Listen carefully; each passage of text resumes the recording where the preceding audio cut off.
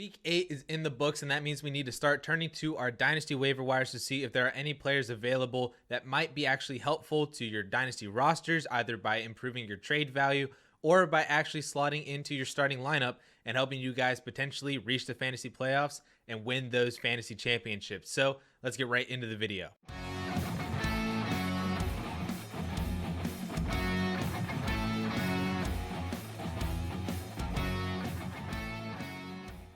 As I say every single week, I pull actual data from actual rosters from Dynasty leagues, run through my fantasy league through safeleagues.com to help guide me to actually find some players that might be available in your Dynasty leagues through actual data. So any rostership data that I reference in this video is from that data source. And I also want to give you guys a list of some players that are probably already rostered in your Dynasty leagues because they are rostered in 95+% of the Dynasty leagues that I am pulling from.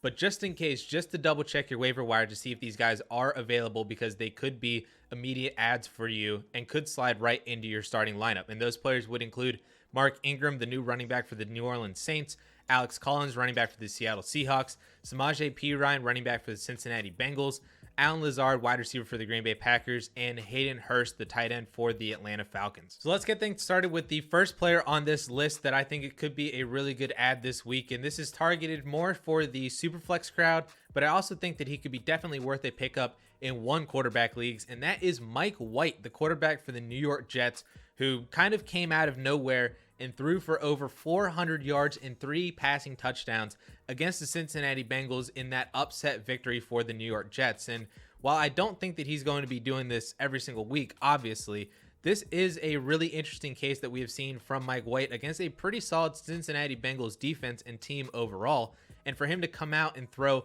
400 yards and 3 touchdowns is really interesting to me, and I think that that gives me confidence that he could be a pretty solid spot start for you if you are missing players due to injury or to bye weeks as we move forward through the rest of the season, that he could be an interesting super flex start for you in your starting lineups this year. And the other thing about Mike White is that he actually looked pretty legit playing against a really good defense, and he made Michael Carter basically Alvin Kamara. Jamison Crowder was a really good PPR machine. He gave Elijah Moore the best statistical stat line of his rookie season so far. And again, Corey Davis was missing, so their true wide receiver 1 on the year was out, and he didn't have him to throw to. So it was just even more impressive that he was able to come out and throw for 403 touchdowns against a good defense without his wide receiver 1, and actually looked pretty good doing it as well. And I know that there are starting to be calls for, Mike White versus Zach Wilson. Can the Jets go back to their rookie quarterback after what Mike White has done? And I think that those questions are going to be answered more over the next couple of weeks because the New York Jets schedule is very soft as we start moving for the rest of the season. They play the Indianapolis Colts, they played the Miami Dolphins twice, they still have to play the Texans, Eagles, Saints, and Jaguars to finish out the rest of the year, including another couple games against the Bills. And so it's a very soft schedule when you look at it for quarterbacks and for the fantasy players on this team. So that makes Mike White really interesting, especially as Zach Wilson has another couple of weeks to at least get healthy and get back to being the starting quarterback, if he is then the starting quarterback whenever he returns. But that's a whole different conversation. But overall, what he did against the Cincinnati Bengals gives me hope for him as a spot starter. Again, as I mentioned, if he were to play against the Houston Texans and put up, a solid QB 14, QB 15 week for you in your Superflex spot, that's worth it off of the waiver wire, and that's worth picking up this week if you need that type of production out of your quarterbacks. Next up, we actually have a plethora of running backs that we need to talk about. The first being the Philadelphia Eagles duo of Boston Scott and Jordan Howard. And I actually said in last week's video that I was not really all in on picking up Boston Scott last week with the news of Miles Sanders, and that I thought it would be much more of Kenneth Gainwell's backfield than it would be Boston Scott. And then they later called Jordan Howard up from the practice squad. That wasn't the case this week against the Detroit Lions. Whatever this game actually was, it was super weird. And Boston Scott and Jordan Howard actually both scored twice, even though they all basically, between those two and Kenneth Gainwell, all had basically the same number of touches with 12 or 13 touches on the game. It was Boston Scott and Jordan Howard who both ended up scoring inside the 5 for the Philadelphia Eagles. And while I think that they both should be picked up, they both should be rostered. Jordan Howard's available in 95% of the dynasty leagues that I'm looking at, and Boston Scott in just over 10% because he was a big ad from last week. I still don't believe in either one of these two really being something for your starting lineup. If you are missing Miles Sanders, maybe if you're trying to put together some sort of a lineup because you're missing David Montgomery still, or with the news of Derrick Henry, maybe you now just miss Derrick Henry and you need a spot starter for the remainder of the season, or maybe just a couple of weeks. I don't think these Eagles running backs are the answer to you, because this was a really weird, anomalous game. They were up big really early against the Detroit Lions, and I don't think this game script is ever going to happen again for the Philadelphia Eagles this year. And that could be a big time problem for all of these running backs, and why I think that it could be more Kenneth Gainwell as we go on down the road. It's just super weird utilization, because it was Kenneth Gainwell the entire time with Miles Sanders. He was the one that was cutting into Miles Sanders' workload. He was stealing receptions. He was stealing red zone touches and touchdowns from Miles Sanders. But then Miles Sanders gets hurt, and now all of a sudden they use Boston Scott and Jordan Howard inside the red zone. Like, that is just really, really weird utilization. And this entire Philadelphia Eagles offense in general this year has been really confusing to me on how they've been utilizing players. But that's just how they utilized them against the Detroit Lions. But I don't think that that is indicative of what's going to come down the road for the Philadelphia Eagles. So, like I said, I think both these guys should be rostered just because of what they did and what they could potentially be. But I don't think they're ultimately going to be all that helpful to you in your starting lineup or on your roster. And these guys could just be roster cloggers. And I think that the best advice that I could give you is let somebody else pick up these two players, and hopefully somebody that they drop for them is better that you can pick up than whenever they actually drop somebody. The next couple of running backs I want to highlight are Tennessee Titans running backs, and related to the Titans, are actually on the Titans right now.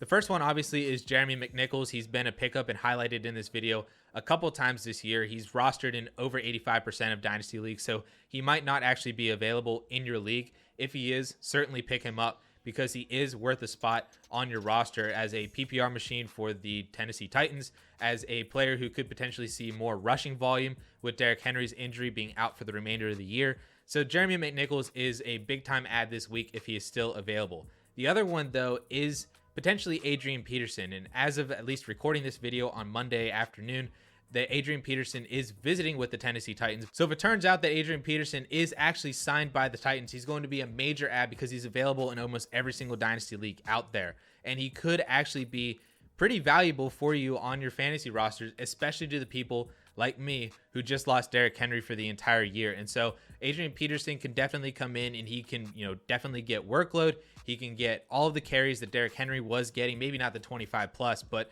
he could definitely get 15, 16, 17 carries a game like he did with the Detroit Lions. The next player I really want to highlight is Tajae Sharpe, the wide receiver for the Atlanta Falcons. And if you were like me, you might not even have known that Tajae Sharpe was playing for the Falcons, but here he is, and he actually turned in a pretty solid double-digit PPR performance this past week without Calvin Ridley, having 6 targets, catching 5 of those passes for 56 total yards. So it was a pretty solid week for him in the absence of Calvin Ridley, with, Cordell Patterson and Kyle Pitts also in the mix.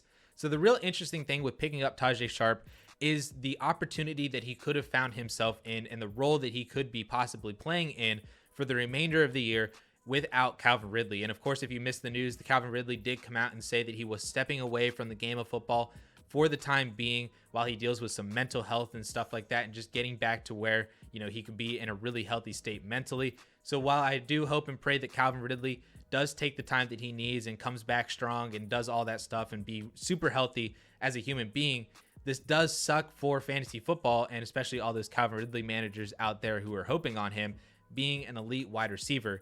This does suck, but we have to, obviously take the human aspect into account here and pray that Calvin Ridley gets the help and gets back to being healthy as quick as possible. But in that time being, it is Tajae Sharpe, at least for right now. He was the person who took that role in this game, with Matt Ryan being the more wide receiver one. So it begs the question to see is if Tajae Sharpe actually going to be the new Calvin Ridley replacement for the remainder of the year, or is it going to be a slew of other guys like Russell Gage, Olamide Zaccheaus, like all those other guys? Could they just be all in one big kind of wide receiver committee, and Kyle Pitts and Cordell Patterson are the big time winners?